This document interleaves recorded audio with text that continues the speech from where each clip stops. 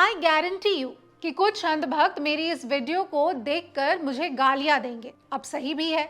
अब अगर मैं उनके भगवान पर उंगली उठाऊं, उनके लिए ये बोलूं कि वो और उनकी पार्टी महिला सशक्तिकरण का सिर्फ ढोंग करती है, तो उन्हें बुरा तो लगेगा ही। लेकिन मैं क्या करूं? अब जो फैक्ट्स और रिपोर्ट्स हैं वो मोदी जी के इस न्यू इंडिया की डरावनी कहानी को चीख चीख कर बता रहे हैं। महाराष्ट्र के बीड जिले से सामने आई ये रिपोर्ट देखिए। ये रिपोर्ट मोदी जी के महिला सशक्तिकरण के दावे पर एक करारा तमाचा है, जिसकी दुहाई देकर केंद्र की सरकार बार बार खुद की पीठ थपथपाती है। जरा सोचिए, एक तरफ देश में नारी शक्ति, बेटी बचाओ बेटी पढ़ाओ जैसे नारे गूंजते हैं, और दूसरी तरफ उसी देश में गरीब महिला मजदूरों को अपना यूट्रस तक निकलवाने के लिए मजबूर होना पड़ता है, सिर्फ इसलिए ताकि उन्हें पीरियड्स के दौरान छुट्टी ना लेनी पड़े, वो बिना रुके खेतों में काम कर सके। ये कोई आइसोलेटेड इंसिडेंट नहीं है। बीड़, सांगली और सोलापुर जैसे इलाकों से हर साल हजारों मजदूर महाराष्ट्र की शुगर बेल्ट में गन्ना कटाई के लिए पलायन करते हैं। दिन भर की हड्डी तोड़ मेहनत के बदले मिलते हैं सिर्फ 400 से 500 रुपए। लेकिन असली शोषण तब शुरू होता है जब ठेकेदार इन मजदूरों को काम की मशीन समझने लगते हैं, खासकर महिलाओं को। ठेकेदार महिलाओं को काम पर ना रखने से बचते हैं, क्योंकि उन्हें लगता है कि पीरियड्स के दौरान वो काम नहीं कर पाएंगी।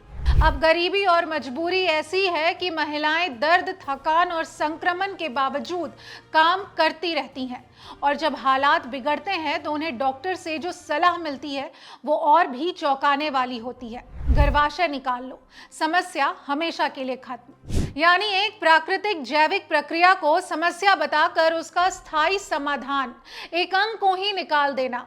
और दुखद बात यह कि कम जागरूकता और आर्थिक दबाव के चलते हजारों महिलाएं इस सलाह को मान भी लेती हैं।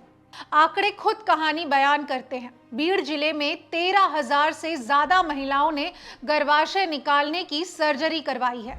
2024 में ही सैकड़ों महिलाओं ने गन्ना कटाई पर जाने से पहले ये ऑपरेशन करवाया, ताकि वो बिना रुके काम कर सके।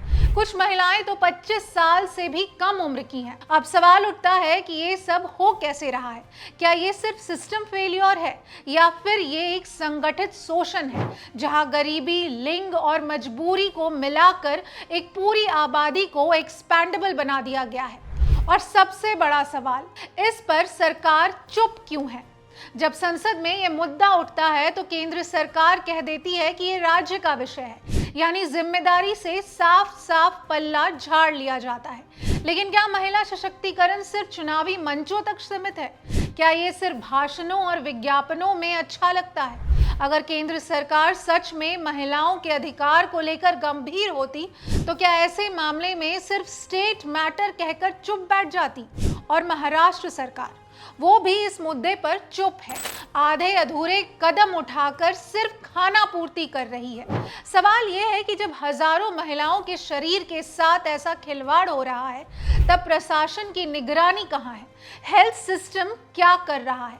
लेबर लॉ का क्या हुआ? सच्चाई यह है कि महिला सशक्तिकरण आज एक राजनीतिक नारा बन चुका है, एक ऐसा नारा जिसे मंचों पर जोर जोर से बोला जाता है, लेकिन जमीन पर उसका कोई असर नहीं दिखता। अगर सशक्तिकरण का मतलब यह है कि एक महिला को अपने ही शरीर के अंग से समझौता करना पड़े, अगर सशक्तिकरण का मतलब यह है कि गर्भवती महिलाएं यहाँ तक कि मिसकैरेज के बाद भी खेतों में काम करने को मजबूर हो, तो फिर ये सशक्तिकरण नहीं, ये एक क्रूर मजाक है महिलाओं के प्रति।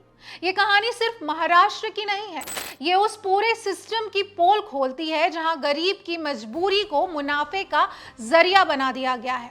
और जब तक सरकारें अपनी जिम्मेदारी से भागती रहेंगी और नारे हकीकत पर भारी पड़ते रहेंगे, तब तक ऐसी कहानियां और सामने आती रहेंगी।